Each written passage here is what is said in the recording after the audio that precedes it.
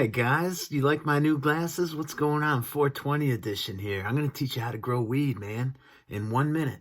So the first thing you do, you find some seeds. You get some really good seeds.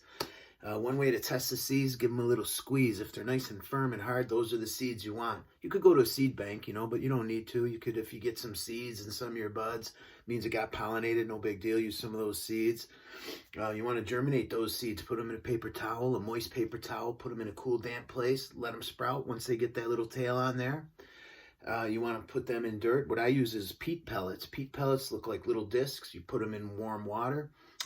They kind of balloon up. They look like this. You put that tail down, put them under a nice light. The more, you could get real intense and real expensive with lights, but really, you could just use a fluorescent bulb or even a windowsill. Get them going. Once they get about this big, transplant them into something bigger. Use a little potting soil. Grow them up like this. Throw them outside in the dirt. That's really that easy. That's the basic of it. But you want to watch out for deer. You want to watch out for slugs. You're going to need slug pellets, but you want to be careful with slug pellets. You don't want to use too much. You're going to have to water them, if it doesn't rain. You just got to be careful. I would plant them in spots of 25. You want to fly under the radar. You don't want to go to jail. It's not quite legal yet.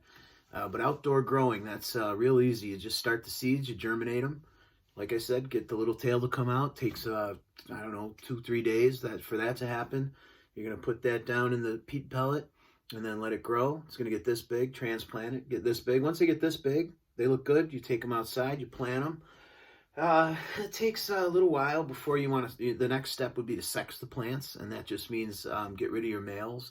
And they kind of look like little seed sacs. They look like, if you could picture a bunch of grapes, like a little thing of grapes, flipped upside down like a cone. That's kind of what it looks like. You get excited at first because you think that, maybe your plants are budding, but they're actually not. They're males. So just carefully get the males out of there, because if the males pollinate the females, then you're going to have seed pods. So you don't want that. You want nice buds. Harvest around usually October time. If you wait a little bit longer, the colder it gets, the frost, the more resin the plant's got to excrete to kind of survive and thrive. So you get that real sticky and almost purple bud. Like the colder the weather, you get that nice purple nuggets. So go green, go WINEWORKZ. I used to do that back in the day, grow weed. It's a little more involved than that. You want to use some Miracle Grow. You want to get some fertilizers and some compost. There's all kinds of tricks. You could Google all the rest of that stuff. But the basics, I just handed it to you. Anyone could do it. It's a lot of hard work, believe it or not. But if you're careful, you can make some good extra pocket money with it. You want to keep the deer away. I used to use my dog's hair. I'd sprinkle hair around. I would make a fence out of like 4 posts, put the posts down and use fishing wire and just go around. But I wouldn't recommend more than 25 plants in a spot. They do have a heat signature. Helicopters come over, they can see it, and you're done. So one other tip is when you're walking to your trail and your plants, don't always take the same path, because just try to always take a different way to your secret spot.